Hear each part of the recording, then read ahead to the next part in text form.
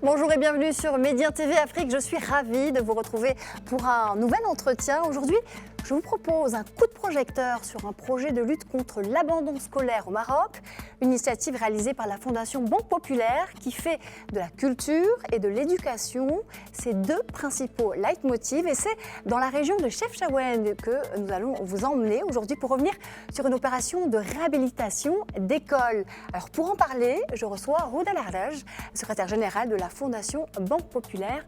Bonjour à vous et merci d'être avec nous. Bonjour, merci de m'avoir invitée.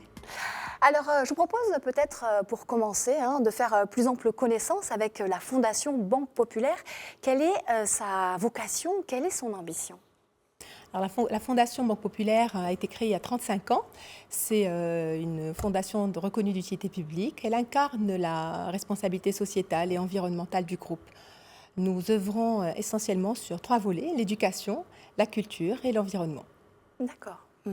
Alors, est-ce qu'on peut revenir sur cette opération spéciale ? Vous êtes allé samedi dernier donc, dans la région de Chefchaouen pour une opération de réhabilitation d'école. Dites-nous comment ça s'est passé. Absolument.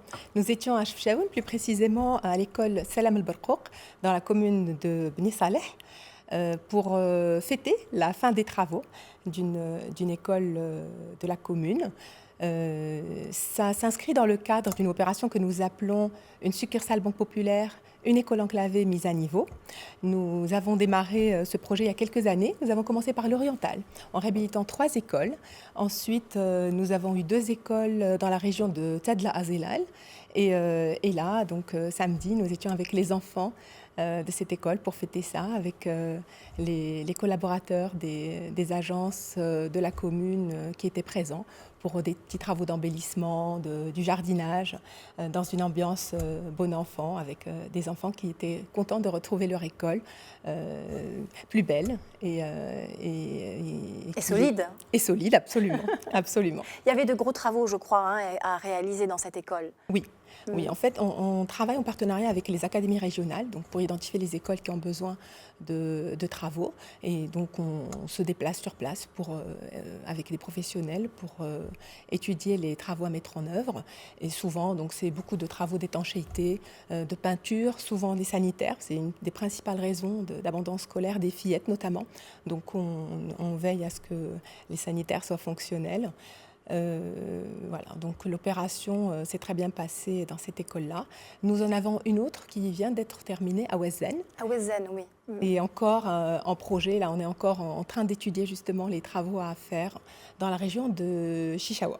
Alors la Fondation Banque Populaire travaille aussi sur les moyens d'installer des chauffe-eau solaires dans la ville de L'Hajeb. Alors ça aussi c'est un moyen de lutter contre l'abandon scolaire. Vous allez nous dire pourquoi ?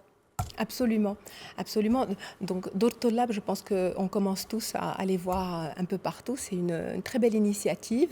Il y a déjà beaucoup de moyens qui y sont mis. Malheureusement, on a appris que la plupart n'étaient pas dotés d'eau chaude.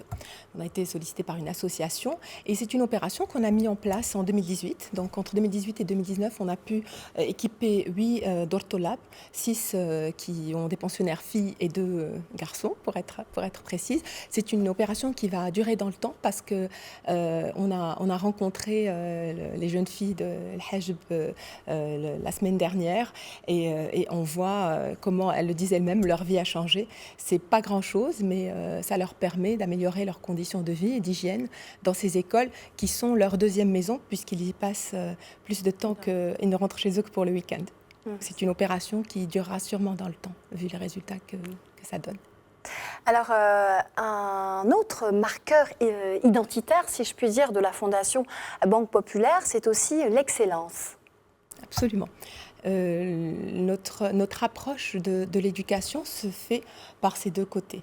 On essaye donc d'être présent pour lutter contre l'abandon scolaire, comme vous le disiez tout à l'heure, à travers des actions comme celles dont on vient de parler, mais aussi d'accompagner l'excellence par notamment un partenariat avec les CPGE, les classes préparatoires aux grandes écoles du Maroc, où nous avons une action qui dure depuis quelques années, puisqu'on les a tous équipés de connectiques et de Wi-Fi. Et nous avons également équipé ce qu'on appelle les laboratoires chez eux. C'est du matériel didactique assez pointu qui permet aux élèves ingénieurs particulièrement de se préparer au concours parce que c'est quelque chose qu'on n'avait pas au Maroc. Ils ne pouvaient pas faire de travaux pratiques et donc ils se retrouvaient désarmés quand ils partaient passer les concours pour intégrer les écoles d'ingénieurs à l'étranger. Il y a une autre actualité intéressante, celle-là aussi, elle est culturelle. Qui concerne donc la fondation de Banque Populaire et c'est du théâtre. Absolument.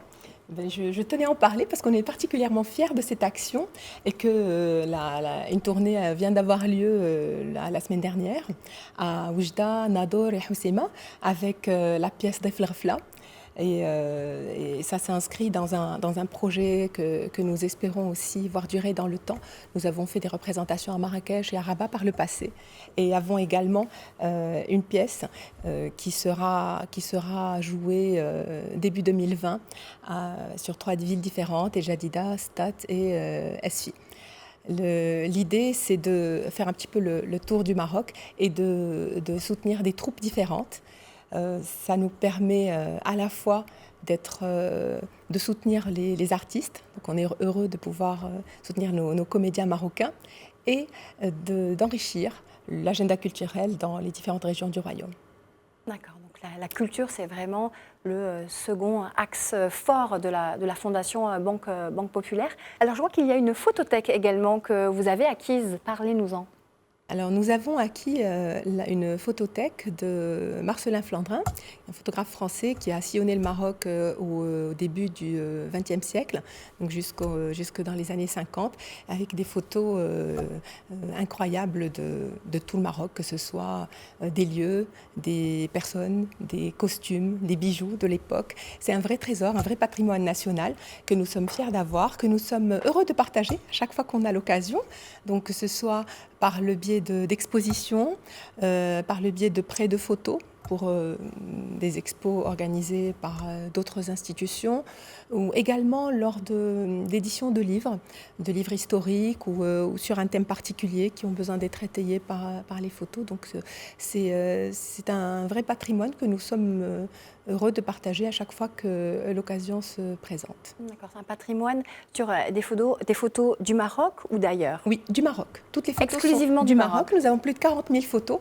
Il a vraiment sillonné le Maroc pendant près de 50 ans. Et ça couvre un pan de l'histoire. Beaucoup de photos architecturales également.